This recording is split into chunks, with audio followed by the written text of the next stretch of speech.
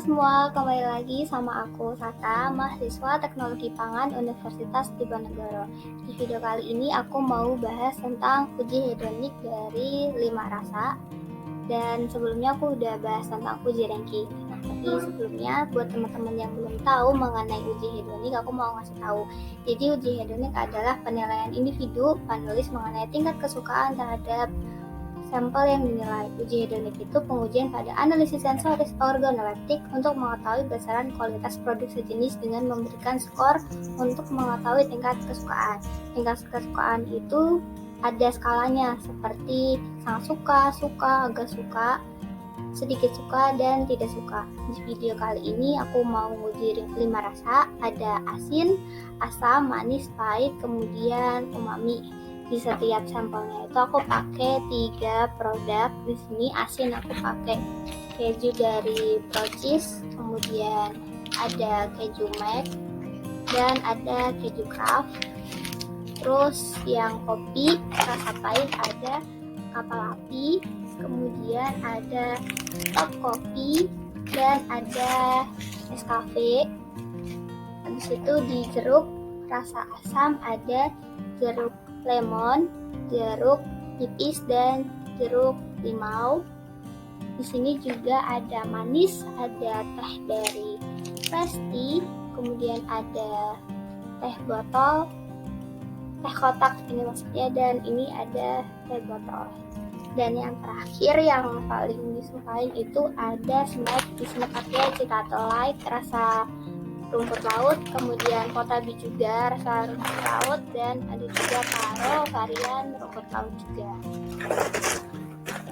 Di pengujiannya nanti kita pakai 3 kode, dimana nanti aku meminta tolong orang buat ngacak kode itu sehingga nanti penilaiannya bisa netral. Nah, sebelum itu setiap pencobaan sampel diwajibin buat teman-teman minum air putih supaya bisa meminimalisir rasa agar rasanya tidak tercampur antara produk yang sebelumnya kita udah dicicipi dan mau dicicipi. Oke, kita langsung aja ke ujinya. Sekarang kita masuk ke asin. Jadi asin di sini udah ada keju yang diacak sampelnya. Di sini aku beri penilaian 1 sampai 7, di mana 1 itu sangat tidak suka, 2 tidak suka, 3 agak tidak suka, 4 biasa saja, 5 agak suka, 6 suka, kemudian 7 sangat suka. Kita cobain di sampel nomor 201.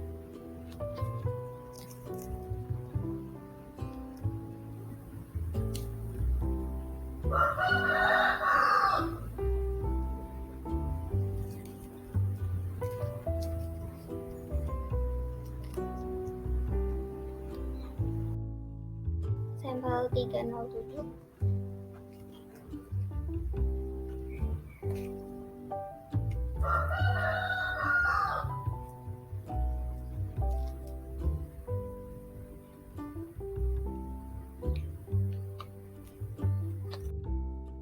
Sampel 607.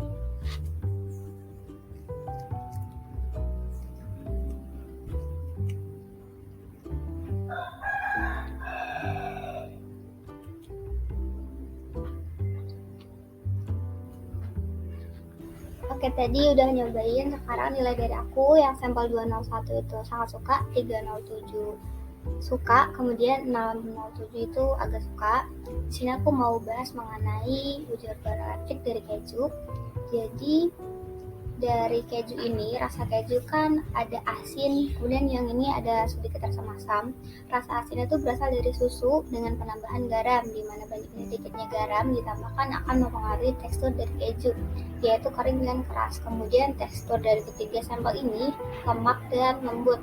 Tekstur didapatkan dari lemak susu. Apabila kandungan lemaknya tinggi, maka tekstur keju itu akan semakin lunak dan semakin lembut.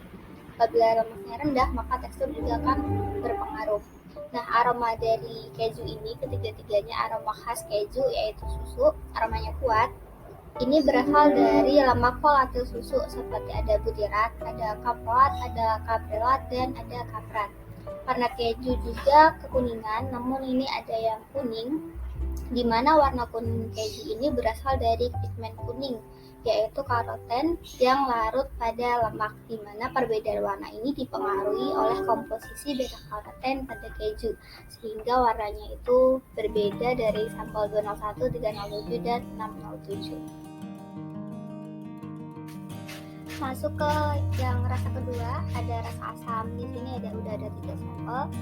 Aku mau nyobain yang 201.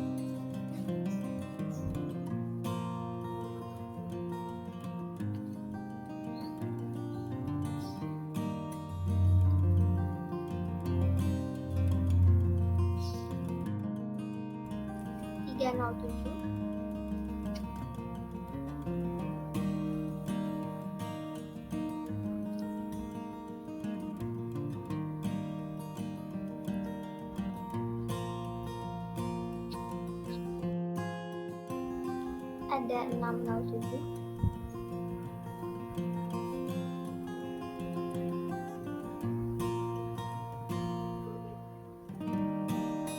Di sini hasilnya dari ketiga sampel, di sini sampel 607 itu suka, 307-nya agak suka, dan 201 biasa aja.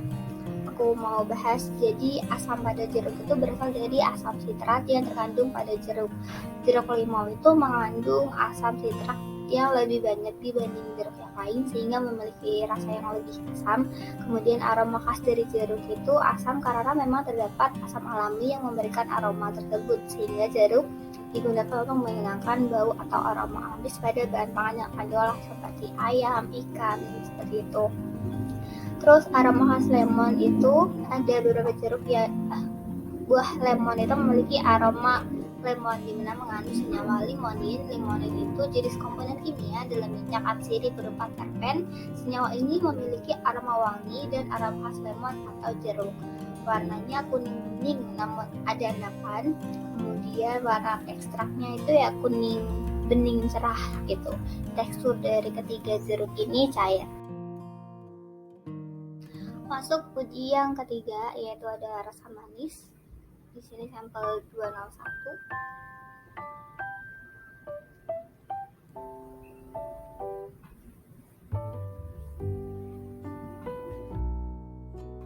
Sampel 307.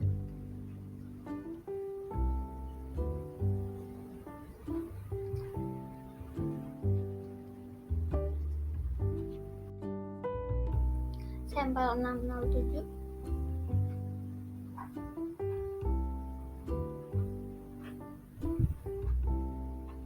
Tingkat kesukaan yang aku berikan pada asam manis, di sini ada sampel 607 sangat suka, 307 suka, kemudian 201 agak suka.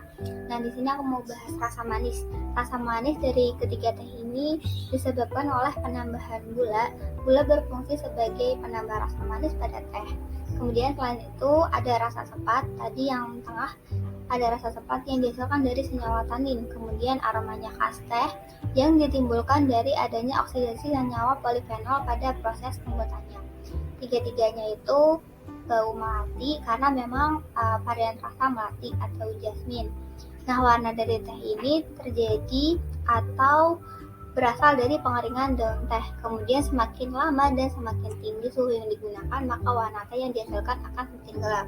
Perubahan warna terjadi karena adanya degradasi klorofil menjadi peptidin sehingga warnanya coklat. Kemudian tadi warnanya merah, di sini bisa dilihat warnanya merah dihasilkan dari tauribigin karena degradasi tanin. Kemudian teksturnya itu kental yang berasal dari senyawa teaflavin, di mana teaflavin yang bertanggung jawab terhadap kekentalan teh karena pemadatan senyawa ortaguinat. Sekarang masuk ke rasa pahit dari kopi. Di sini mau nyobain sampel 201.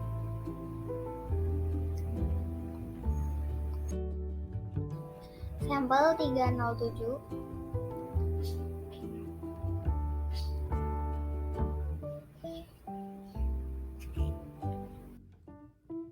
Kemudian sampel 607.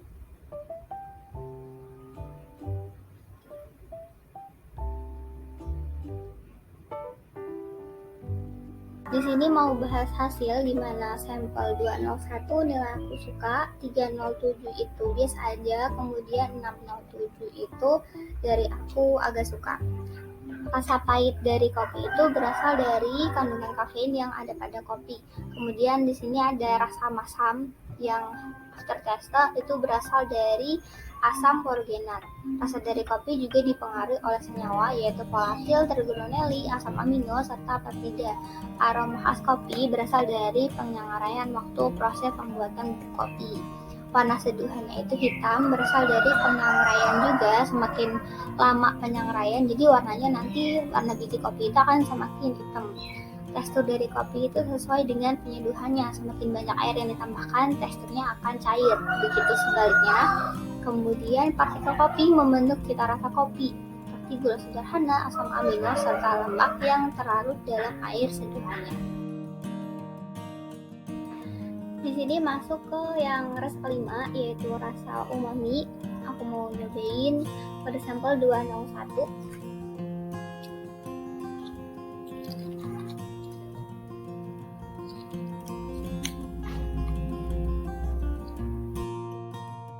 Sampel nomor 307.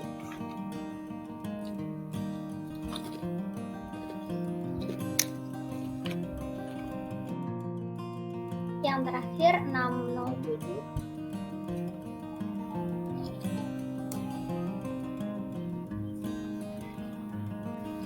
Berdasarkan formulir di sini, sampel 201 itu aku agak suka, kemudian 307 sangat suka, dan 607 suka.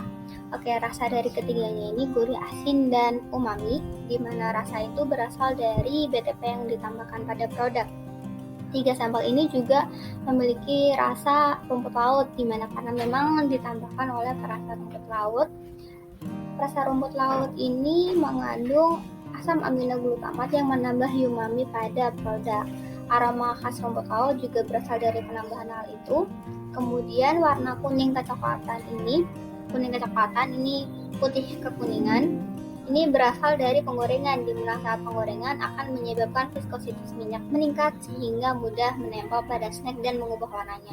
Teksturnya itu kering dan renyah yang dihasilkan dari proses penggorengan serta bahan baku yang digunakan. Ini ada citato dan potabi itu berasal dari kentang, kemudian yang taro ini dari tepung terigu. Kesalahan yang mungkin terjadi pada uji hidronik itu ada 4, yaitu tidak meminimalisir lidah dengan baik, cahaya yang tidak merata, bau terkontaminasi dari hal lain, serta panelis sudah familiar dengan produk yang diuji. Kesimpulan dari uji hidronik yaitu berdasarkan percobaan yang mudah dilalui, uji hidronik dapat digunakan untuk menentukan sampel mana yang disuka dan mana yang tidak disuka berdasarkan organoleptiknya. Penilaiannya subjektif karena hanya dari panelis saja. Tingkat kesukaan uji hidronik berhubungan dengan pemberian nilai terhadap produk yang diuji sehingga berkaitan dengan ranking dari produk. Saran, panelis harus menetralisir lidah dengan baik menggunakan air putih agar rasa dari sampel tidak tercampur. Pengujian dilakukan dengan pencahayaan yang merata serta tidak ada kontaminan bau, serta diusahakan memilih panelis yang tidak familiar dengan produk. Nah, udah ngelakuin semuanya di video kali ini mengenai uji hedonik dari awalnya cerah sampai sekarang mendung mau hujan. Aku terima kasih buat teman-teman semua yang udah menonton. Semoga video dari aku ini bermanfaat buat teman-teman semuanya. Dan sampai ketemu di next video.